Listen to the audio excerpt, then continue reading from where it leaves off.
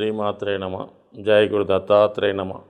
ఈ వీడియోలో మనం జనవరి 21 నుంచి 27 మధ్యలో జరిగే వారఫలాలు మకర రాశి వారికి ఏ విధంగా ఉంటాయి అన్న విషయాన్ని మనం ఈ వీడియోలో పరిశీలిద్దాం. మరి ఈ వార ప్రారంభంలోనే రాశిలోకి సూర్య భగవానుడు రావడం జరిగింది.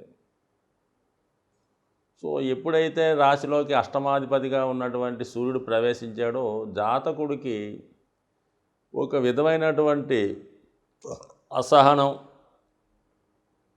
ఇబ్బంది, చికాకుగా ఉండే అవకాశం ఉంది. ఏ పనైనా సాధిద్దామన్నా కూడా సరైన సహకారం జాతకుడికి లేకపోవడం వల్ల, అలాగే విపరీతమైనటువంటి ఆర్థిక పరమైనటువంటి ఒత్తిడి, వృత్తిలో అధికారుల నుంచి వేధింపులు, చికాకులు ఎదురవడం జరుగుతూ ఉంటుంది. సో ఒక విధంగా ఎంత ధైర్యంగా, సాహసంగా, ఎంత కష్టపడి పనిచేసినా పై అధికారుల నుంచి వేధింపులు జాతకుడికి బాగా ఇబ్బందిని కలిగించే అవకాశం ఉంది. కొంతమందికి ఆరోగ్యపరంగా ఇబ్బంది పడే సూచనలు కూడా ఉన్నాయి. సడన్గా వైద్యుని సంప్రదించవలసి రావడం కానీ, హాస్పిటలైజేషన్ అవ్వడం కానీ, అంటే వారి ఏజ్ని బట్టి ఉండే అవకాశం ఉంది. మొత్తం మీద ఈ లగ్నానికి లేదంటే ఈ రాశికి రవి అష్టమాధిపతిగా ఉండడం వల్ల అనుకోని ఆకస్మిక సంఘటనలు జాతకుడికి ఇబ్బందిని కలిగించే అవకాశం ఉంది. ఇక ఆర్థిక విషయంలో 3 గ్రహాలు 12వ స్థానంలోకి రావడం అన్నది జాతకుడికి ఆర్థికపరమైన ఒత్తిడి ఎక్కువగా రావడం జరుగుతుంటుంది. ముఖ్యంగా ఒకటి దశమాధిపతి వ్యయస్థానం, అంటే వృత్తిలో వ్యాపార రీత్యా అవ్వచ్చు, వృత్తి రీత్యా అవ్వచ్చు, దాని కొరకు ఇన్వెస్ట్ చేయడం కానీ, తప్పనిసరి పరిస్థితుల్లో మరి పండగ గురించి అవనవండి, లేదంటే కావలసిన వారికి అవనవండి, ఖచ్చితంగా గృహానికి సంబంధించినటువంటి వస్తువులు, గృహోపకరణాలు తప్పకుండా కొనవలసి ఉంటుంది. అలాగే కుజుడు లాభాధిపతి వ్యయస్థానం, ఎంత తొందరగా ధనం వస్తే అంత తొందరగా ఖర్చు అవ్వడం జరుగుతుంది. అన్నదమ్ముల కొరకో, స్నేహితుల కొరకో, భూముల కొరకో, స్థిరాస్తి కొరకో, రిపేరింగ్ల కొరకో ఖచ్చితంగా అదొక ఖర్చు. ఇంకా బుధుడు భాగ్యాధిపతి వ్యయస్థానం, పుణ్యక్షేత్రాలు, పుణ్య కార్యక్రమాలు, ధర్మ కార్యక్రమాలు, పెద్దలకు పెట్టవలసినవి, అన్ని సాంప్రదాయాలు పాటించవలసినవి. మొత్తం మీద ఏంటంటే జాతకుడు ఆర్థిక విషయాల్లో వచ్చిన ధనంతో పాటు అదనంగా రుణం కూడా తప్పనిసరిగా చేయవలసిన పరిస్థితి ఏర్పడుతుంది. మొత్తం మీద ఏంటంటే ఒకసారి మళ్ళా ఈ ఏలినాటి శని ప్రభావం ఇంకొకసారి జాతకుడి మీద చూపించే అవకాశం ఉంది. మరి సాధ్యమైనందుకు తప్పనిసరి పరిస్థితి ఇది. ఈ చికాకుల్లో చికాకని ఏదో విధంగా ఈ సమస్యలు, ఖర్చులు, బర్డెన్స్, బాధ్యతలు తప్పనిసరిగా జాతకుడు చేయవలసి ఉంటుంది. సో ఏదైనా మరి ప్రస్తుతం జాతకుడు కొంతవరకు ఈ పరిస్థితుల నుంచి తప్పించుకునే నిమిత్తం ఎక్కువగా దైవం మీద భారాన్ని వేయవలసి ఉంటుంది. ముఖ్యంగా మరి ఈ నెలలో ఈ రాశివారు వీలైతే ప్రతి శనివారం, లేదంటే ఈ నెలలో అంటే పుష్యమాసంలో వచ్చే మాస శివరాత్రి రోజు, అంటే ఇంచుమించుగా పుష్యమాసం ఎండింగ్లో అమావాస్య ముందు వచ్చే మాస శివరాత్రి రోజు శివునికి రుద్రాభిషేకం చేసుకోవడం వల్ల, లేదంటే ప్రతి మంగళవారం హనుమాన్ ఆలయ దర్శించుకొని హనుమాన్ చాలీసా పారాయణ చేసుకోవడం, అంటే ఏదన్నా మొత్తం మీద జాతకుడు ఈ నెల, ఈ వారం అంతా కూడా దైవం మీద భారం వేస్తే తప్ప తను ఉన్న పరిస్థితుల నుంచి తప్పించుకునే అవకాశాలు చాలా తక్కువగా ఉన్నాయి. అంటే ఏదైనా కొద్ది ఫైనాన్షియల్ ఒత్తిడిగా పెద్ద కొంపలు ఉండిపోయేది కాదు. బట్ ఏదైనా మరి రాశిలోనే ఒక పాపగ్రహం, సహజ క్రూరగ్రహం అనుకుందాం, అలాగే 2 పాపగ్రహాల మధ్య ఇరుక్కోవడం, ఒక పక్క శని, ఒక పక్క కుజుడు, అంటే పాపకర్తార యోగం.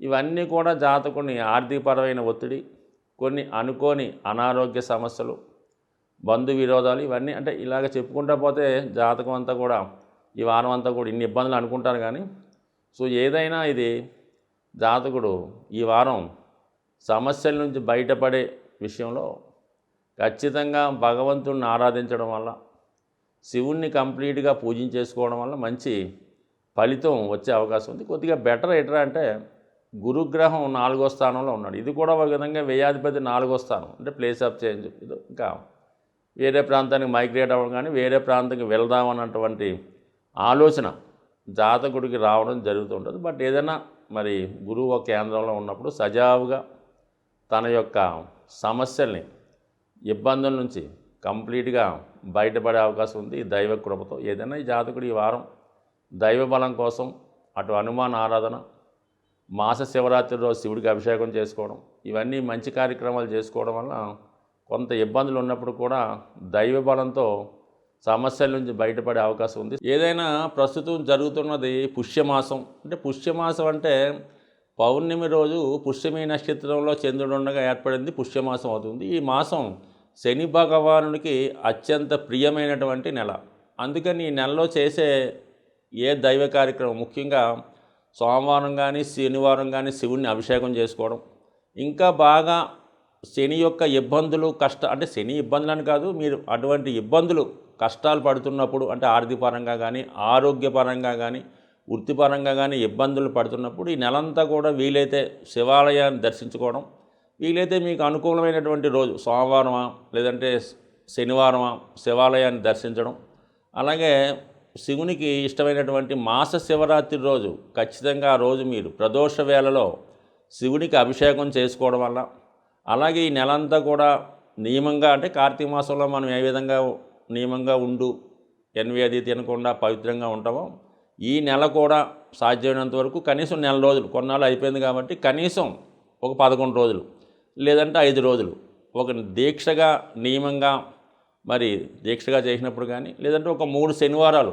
నియమంగా ఉన్న, కనీసం ఒక శనివారం నియమంగా ఉన్న, ఈ పుష్యమాసంలో మీరు ఒక వారం నియమంగా ఉంటే అది ఒక 100 వారాల ఫలితం శని భగవాను అనుగ్రహంతో లభించే అవకాశం ఉంది. కాబట్టి ఈ నెలంతా కూడా మీరు శనిగ్రహ అనుగ్రహం కోసం మరి నవగ్రహాల్లో శని భగవానికి అభిషేకం అన్నా చేయించుకోవచ్చు, లేదా శివుడికి అభిషేకం అన్నా చేసుకోవచ్చు. మీకు తోచిన విధంగా మీకు ఏది అవకాశం ఉంటే, మీకు మనసుకి ఏది తృప్తి అనిపిస్తే ఆ విధంగా మీరు శివారాధన చేయడం వల్ల 100% శని పెట్టే ఇబ్బందుల నుంచి ఈ వారం ఈ నెల చేయడం వల్ల 100% మరి మీకు మంచి శుభాన్ని, మంచి జీవితాన్ని శని భగవాని అనుగ్రహంతో కలుగుతుందని ఆశిస్తూ, సాధారణంగా ఈ వార ఫలాలు మాస ఫలితాలు కానీ గమనిస్తున్నవారు, దాన్ని ఫాలో అవుతున్నవారు కేవలం ఇప్పుడు చెప్పినటువంటి ఫలితాలు పూర్తిగా జరిగే అవకాశం ఎంతవరకు ఉంటుంది ఉండదు అన్న విషయాన్ని మీ యొక్క జన్మజాతకంలో జరుగుతున్నటువంటి దశలను బట్టి కూడా ఆధారపడి ఉంటుంది.